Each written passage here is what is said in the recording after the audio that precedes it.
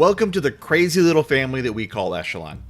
Now, we're a great, supportive, engaging community, but you probably have a lot of questions. I know I did when I first started, and you can go on the forum, you can search the Facebook page for answers, you can ask the question and get a bajillion different answers.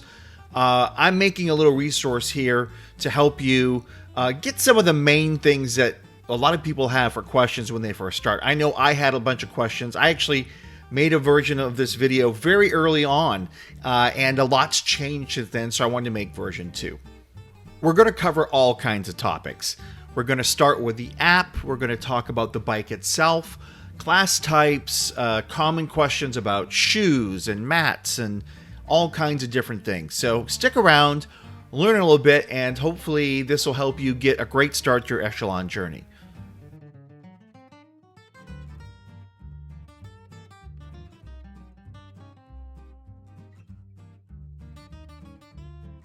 But first thing first, a little disclaimer. I am not an Echelon representative. I don't work for them. I can't guarantee the information here.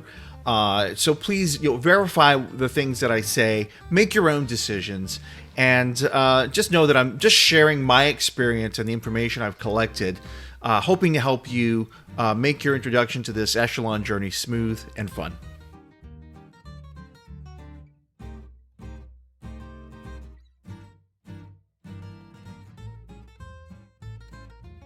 So let's talk a little bit about the app. Whether you have the app on a device like your phone or a tablet, or you have a built-in screen on like the 5S, 4S, I guess there's a Sport S or 7S, first thing you'll see is you pick your profile. You can select what profile you want, and you can build those profiles online. You can have several, I believe. I'm not sure what the exact number is. There are a couple of things you'll have to go and do online, such as changing your height or weight. You'll have to log on to the Echelon website into your profile and do that there. But you can start with selecting your classes, and you'll often hear the question, what classes should I start with? Well, there are some beginner classes at the very top. There used to be one that Brian did called it was like Start 1, 2, 3. I'm not sure if that one's still available, but there were some beginner classes that are out there.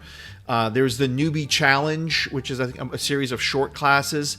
I recommend you just try things out and have some fun, learn what you kind of like, and make connections with both the type of ride that you enjoy as well as the instructors themselves. I recommend really take at least a 15-minute course. Set some time aside. Take at least 15 minutes with almost every instructor. Honestly, they're all really great and fantastic in their own way, and you're gonna find what resonates with you. And I hear people say, who's your favorite instructor? I'm like, all of them. They all commit and dedicate so much to fitness and to us. You'll find pretty much all of them on social media and on the page willing to engage. Like, you don't see this with a lot of the other fitness platforms. Our instructors engage with us. So I recommend get to know them, experiment, find out kind of the style that works for you. And you can pick either live courses with them. You'll see their schedules. You have the live schedule at the top. You'll see them in the featured classes, or you can go on demand, and there's all kinds of filters. If you go on demand, you can pick by length of class type, you can pick by instructor, many types of filters that you can select from. Another thing you'll see is when you're in the featured classes or across the top, it usually gives a schedule for like the next day or two, and you can look and you'll see live next to a lot of that. Means it's a live class going on at that point in time. The instructor is there you'll see the leaderboard that's live right there, and they see that leaderboard as well, so you'll get shout outs and all kinds of engagement. Then you'll see what's called an encore class. Okay, an encore class is the big difference. There is the class itself isn't live. It's a class that's been recorded from earlier in the week, usually, or happened a few days earlier. And so they'll play it, though, at a specific time. Like it'll say 8 a.m. live encore class with, instructor A. And so you'll get on at that time, and the leaderboard is live. So the people you see riding with you are there at the same time as you. Okay, so that's a big difference. Now, the shoutouts you'll hear may not make any sense because they saw a different leaderboard a few days ago. So that's a big difference between an encore and a live. And then on demand, nothing is live in that, essentially. So if you're on a leaderboard, you're seeing people that have taken the ride already, okay? And so they've ridden it in the past, and you're in the leaderboard with them. So that's the difference between on demand, encore, and live. So what if you just want to get on the bike and ride? Well, there are a couple different options for that. You have, if you scroll down on the classes page, you have scenic rides. That's just they've taken basically video from around the world, different places, and it's actually kind of neat. You can take a bike path trail that someone's recorded for you, and it's a time for a certain period of time. Then, if you go down to the lower right, it depends on what device you're on. This was on an iPad. The lower right, there's a More button. You click the More button, it opens up a menu. In that menu, you'll see something called Freestyle Ride.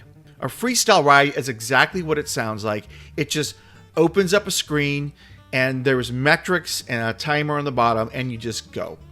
Sometimes, if you just don't feel like doing a class and just want to ride, throw on Netflix on the television, or play a podcast, or your favorite music in the background, you can just do that and ride along with that. So it's all there. You have lots of different choices, and so there's something for everyone. And I hope you're able to have a great experience by choosing from those different options.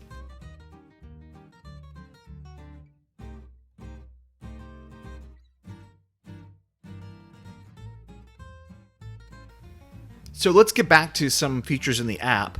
When you open up your main screen page, there are options. You can pick something that lets you just see the live.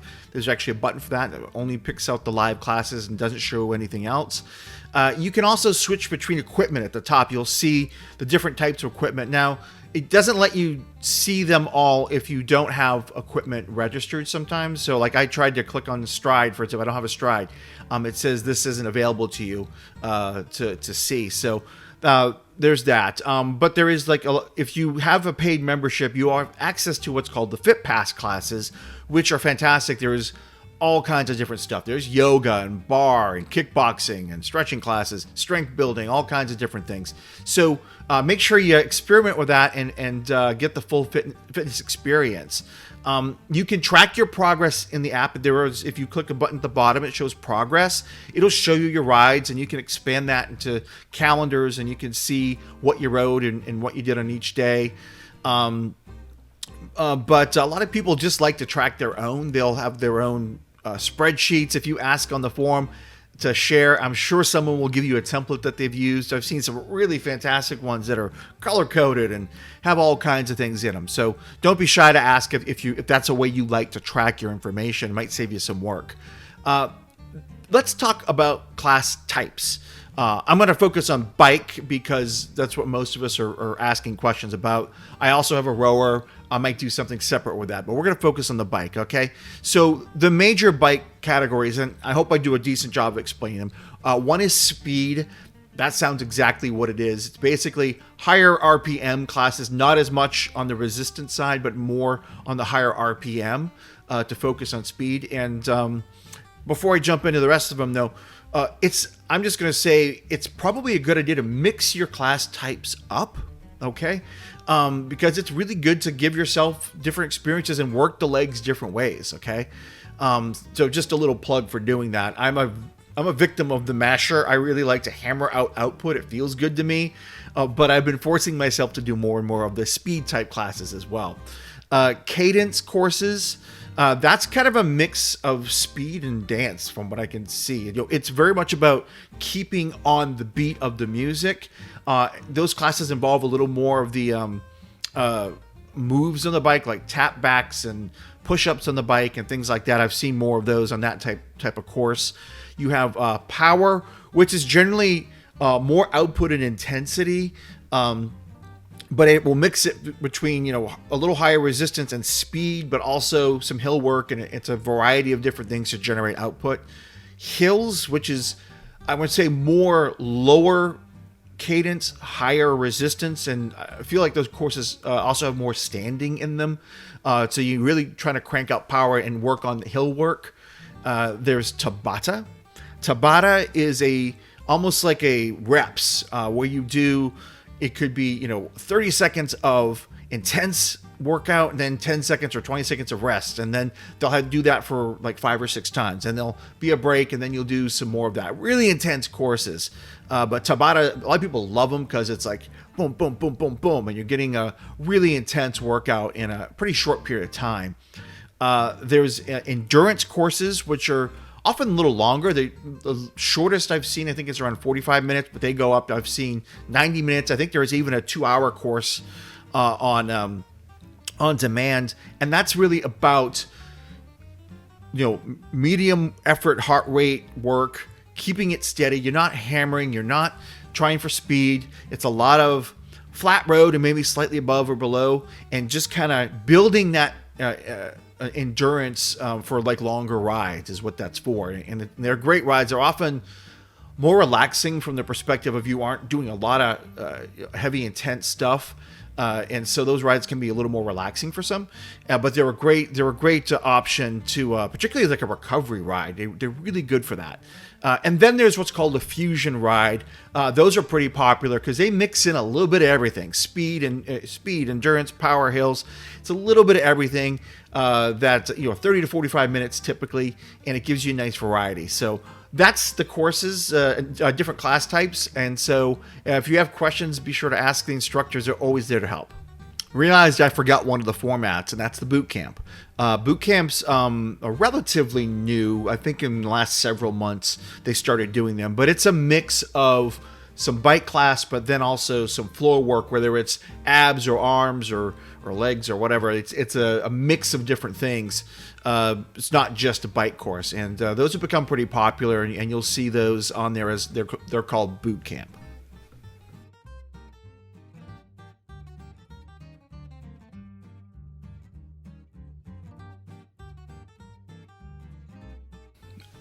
New feature alert. So in the most recent release of the app, which is February of 2021, there is, on a lot of the on-demand classes, if you open them up, you'll actually see the playlists at the bottom of the screen, and you can pick the songs that you liked, and you can bring them over to your Spotify account. So if you have a Spotify account, you can actually see that playlist and bring them over, which is kind of cool.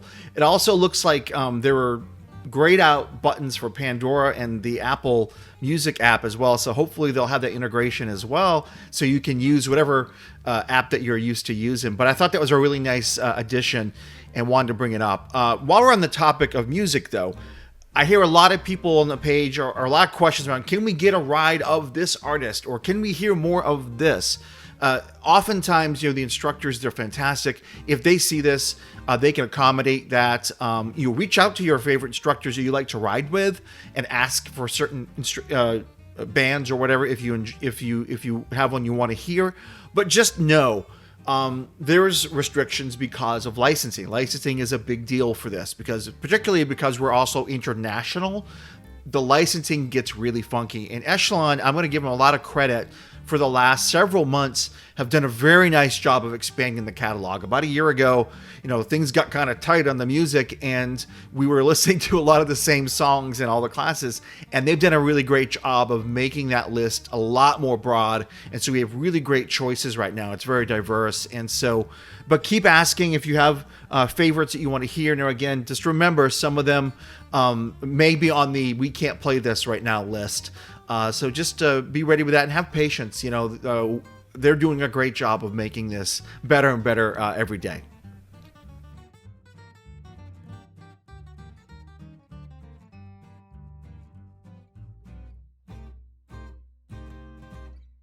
There are lots of different metrics on the app. There's mileage, there's your cadence, there is the time. You can, if you tap on a lot of these, you can switch things around or see what's happening differently.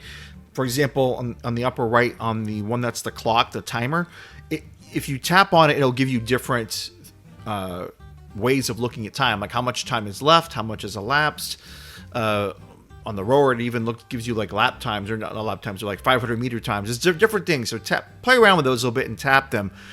You can often pretty much hide any of the metrics as well. Sometimes I just want to hide everything.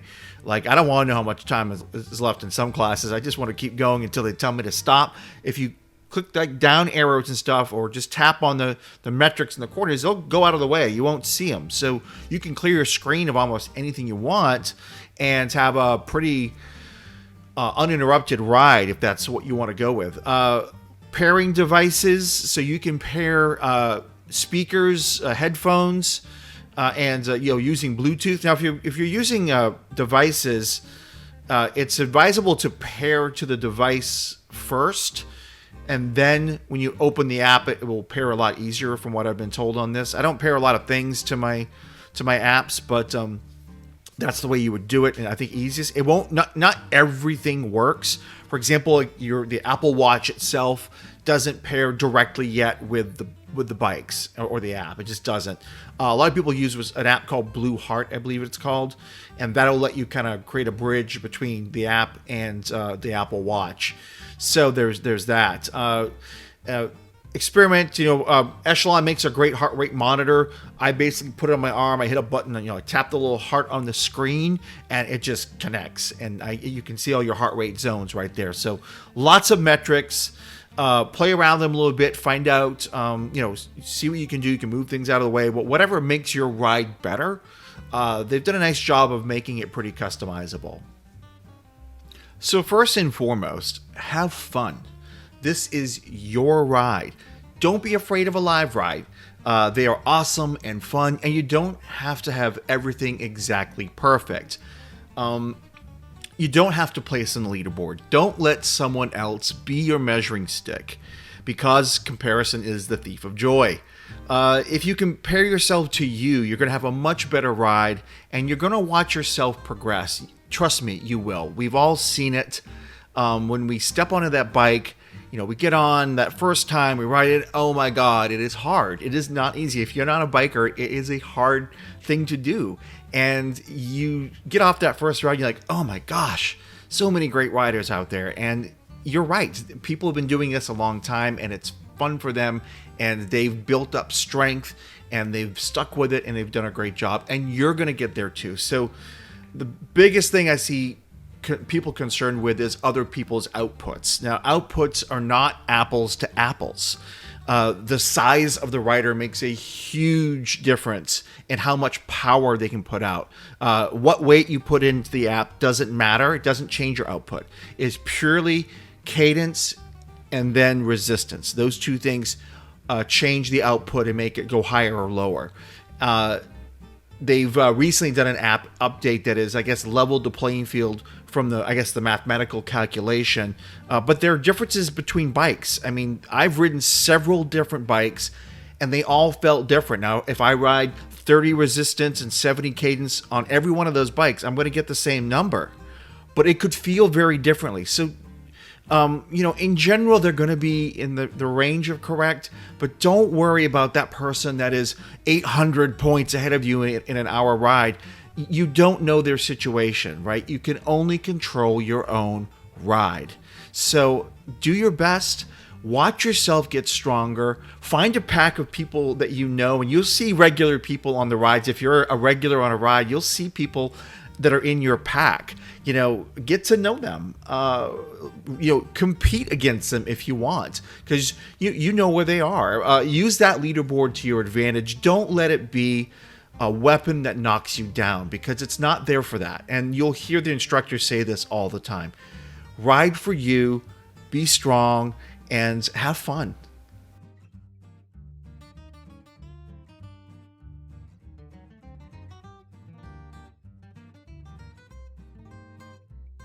How do you talk to the instructors during the class, or how do you communicate with them? See that question all the time, because you'll be on a ride and you'll see the instructor say something, and you'll see answers to questions pop up as people's leaderboard names or whatever they are. So how are people doing that?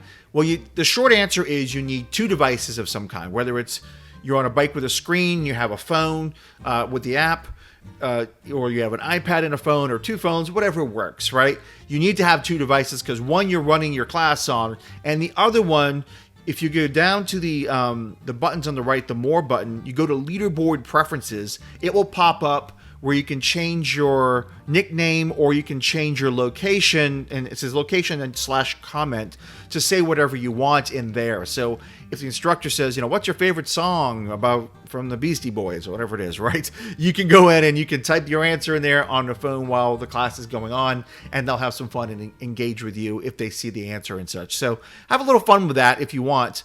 A second thing about the app that's kind of fun is, you know, you'll see there's different leaderboard options in the upper left. First of all, you can swipe it away by hitting the little badge. It just kind of moves. So be careful not to hit the back button, though, because it will kick you out of class. Just pro tip on that one. But you'll see there's different types of classes. There's a regular leaderboard. Then there says Echelon. Then there's one that says like versus mode, where you can just see yourself as 0, and then the plus. However far someone is ahead of you will be a plus, and how far they're behind you is a minus. If you like to compete in the leaderboard, that's an interesting way to do it. Then there's also one that's friends. And say another question we see a lot is, how do I get friends? Well, you have to do that with the app as well. If you go into the friends section, you can search for people either by their name or their email. And if you find them, you can send a request, and they can request to you. Now, there's 3 tabs in the Friends button. There's requested, there's friends, and then there's like search and find people.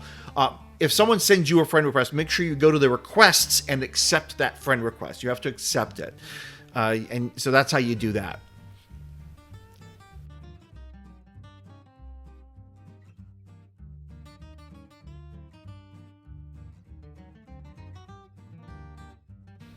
Let's talk about butts. The big question we see from a lot of new riders is, oh my God, will it stop hurting? Yes, it will stop hurting. Usually it takes a couple, maybe 3 weeks to get kind of acclimated. It becomes a lot more tolerable. Now, don't get me wrong, all of us on a 60, 75-minute ride, if we want to do it, welcome that butt break when we stand up out of the seat for a little bit. But overall, it's a pretty thing you get used to. Now, you can get gel seats, padded bike shorts. I actually do wear padded bike shorts. I do like the way those feel. You can get those on Amazon. There's a bunch of different options. Some people have even swapped out their seat for a wider seat. Those are all choices that can be made. The other thing that we sometimes hear is that some people get numbness, kind of down there. Now, that could be a seat tilt issue. If the seat is, I find that if the seat is tilted up too much in the front as a male, it can be pretty uncomfortable, downstairs. So if that persists, though, you should definitely talk to a professional. This isn't, I'm not a medical person. I don't know if people have specific issues, but I found that if I change my seat angle a little bit, I could have a much more comfortable ride.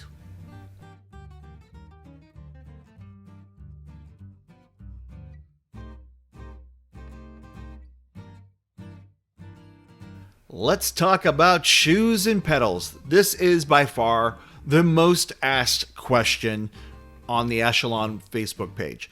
What shoes, do I need shoes for the bike?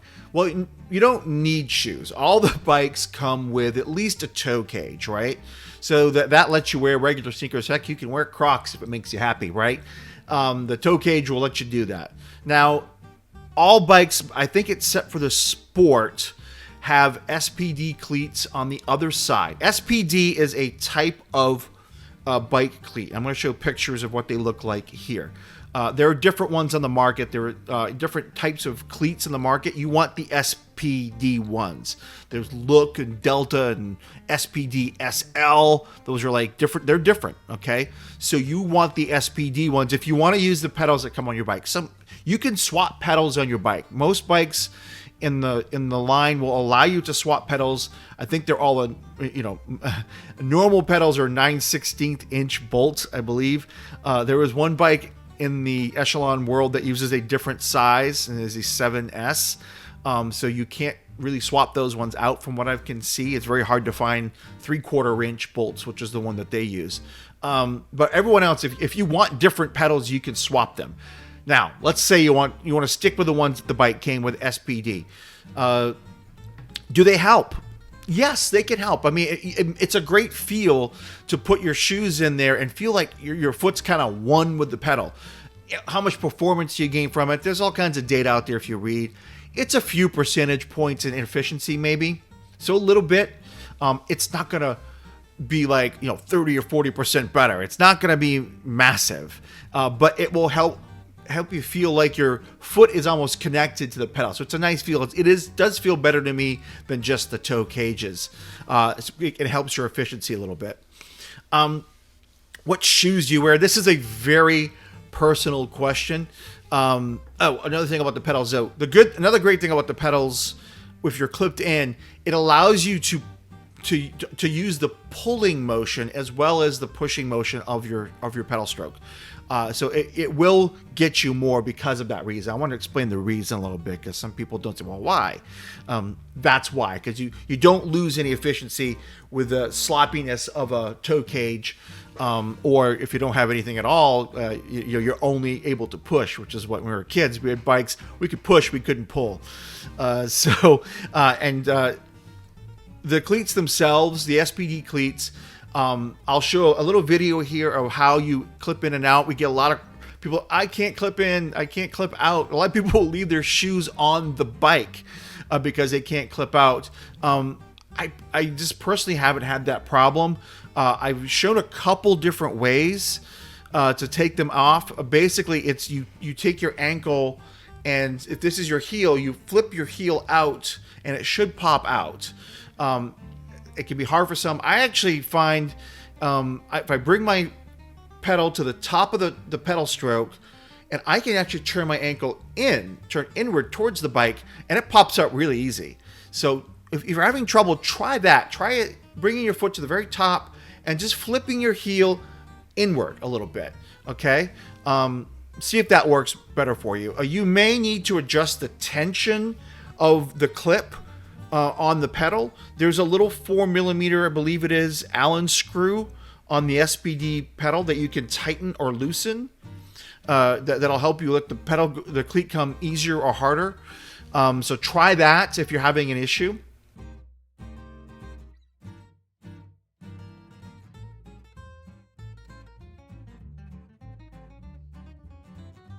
Accessories. Probably the two most important accessories that people want to have with their bike is a fan. Lots of options there. I actually have two. I have a small one that sits on the floor, and then I have one that actually clips onto my handlebars that plugs into a USB port on my screen. That's convenient to be able to just have that there charged right up. The other thing is a mat under the bike. This is particularly important if you're on something that could be damaged or gets kind of gross, like a carpet with sweat. Imagine the sweat dropping on your carpet and soaking in. Not a great thing. Some people, if it's a thicker carpet, it might be a good idea to put a piece of plywood under it first and then the mat to give it some stability if you're doing that situation. Some people have it on the concrete floor in their basement and they don't care. Totally fine. But I personally have it on wood floors upstairs in my spare bedroom, and so I don't want sweat getting in there and soaking in and damaging the wood. So I have mats all over the place protecting the wood from the sparkle of my rides.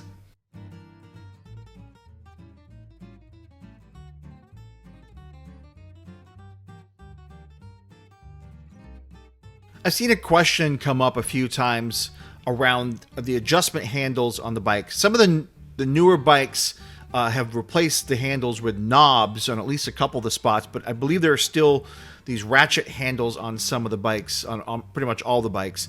They act like the problem we usually see is that someone will say, well, I turn it and it hits the seat post or it hits something that's in the way. Well, in order to fix that, you can actually you can turn it to as far as it'll go. You can actually pull the handle out, pull the handle out, and it'll rotate back to a place where you can then push it back in and then re-engage it, almost like a ratchet. You pull it out, push it in, turn it, pull it out, turn it back, push it in, turn it. So that's a little trick that some people don't understand when they get the bike. Like, it doesn't turn anymore. What do I do? That's how you fix that problem.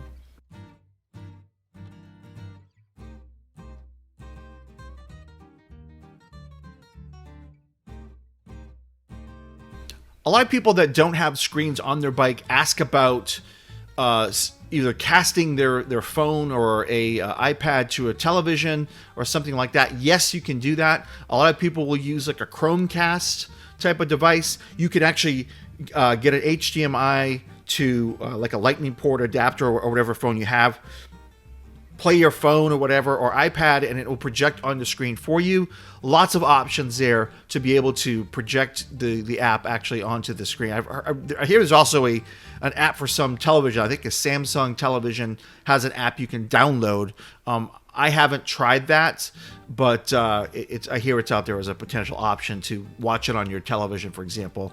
Really great for if you have a television next to your bike or want to do FitPass classes somewhere else. A feature of the bike is the screen's ability to flip over 180 degrees. I'm not sure if all bikes have this, so check your bike, okay? So I know the 5S and the 3 and the 7S, for example, you can flip the screen over 180 degrees. So if you're facing it, you can flip it so it's facing the front of the bike and not facing you on the seat. It does not turn. So don't try to turn the screen around. It flips over, and there's like a little lever or a button that allows it to happen. On the one I have, it's actually just, there's just some resistance on the screen, and it just turns itself. There's no button to flip, but I think some of them actually have a little button you have to push to be able to do that.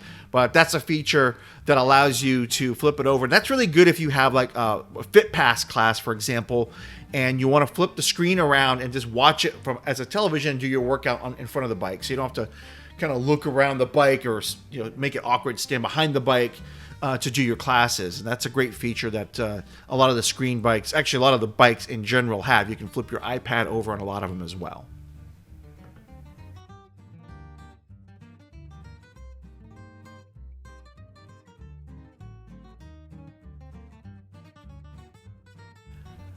Bike maintenance. All kinds of things you can do, but there really aren't that many things. It's a pretty easy thing to take care of. One is wiping down your bike after you ride. I usually just use paper towel most of the time just to make sure there's no sweat pooling up in places, because it will corrode and rust bolts and things like that. And if you let it get in your pedals, it can corrode things in there and get kind of gunky. So I do a good wipe down with just a paper towel. Every once in a while, every week or so maybe, I have Clorox wipes, and I'll just give the bike a good wipe down. Some people use them every ride, whatever works, but it is a good idea to wipe things down a little bit after you ride. Regular maintenance, there isn't a ton on these bikes. They're pretty self-sufficient. But do check your pedals every once in a while. Make sure they're tight and in there good. This is something that's really important there. And I've seen this screwed up enough that it's worth mentioning, particularly when assembling your bike. Most people think about tightening things as lefty-loosey, righty-tighty. Well, that is the case in most things, but the left side pedal of your bike is the opposite. It tightens left, loosens right. So when you're facing the pedal, the easy way to think about it is if you want to tighten the pedals on your bike, always turn towards the front of the bike. So if you're on the left side of the bike, you tighten it by turning it to the left. If you're on the right side of the bike facing forward, you tighten it by turning to the right or towards the front of the bike. I've seen a lot of people actually try to thread them to the right on the left pedal. They get it to catch because they cross thread it, and it will totally strip out the crank. So just be aware of that. Not something you want to happen. It creates a real big mess. Probably have to either pull the crank arm off or replace your bike. Not a fun thing to do. So make sure you remember that. Check every once in a while. Make sure that they're screwed in good and tight, because you don't want a pedal coming off on you, right? In terms of lubrication and keeping things protected. I have a silicone based, I believe, silicone-based spray for my cleats and my pedals. I use SPD clip-in cleats, right? And we'll talk about shoes and cleats in a minute here. I spray some cleat lubricant on those. It actually keeps it from squeaking, which some people get annoyed by the squeaking. I just like it because it keeps things all kind of lubricated in there and things slip in and connect kind of easily. I actually use what's called part grease. It's a bike grease. It's a blue, and I'll show a picture of it here in a second. I put a coating of that on threads, like on the pedals. I actually cover the bolt heads of my bike because sweat gets on that stuff, it can corrode. So I try to give it a little extra protection. Now the thing about grease, you just gotta be careful because grease can get onto stuff like clothing. I mean, if you got kids running around, they're touching stuff, they'll get grease on them. I don't put a lot, but I do protect things with a coating of that grease.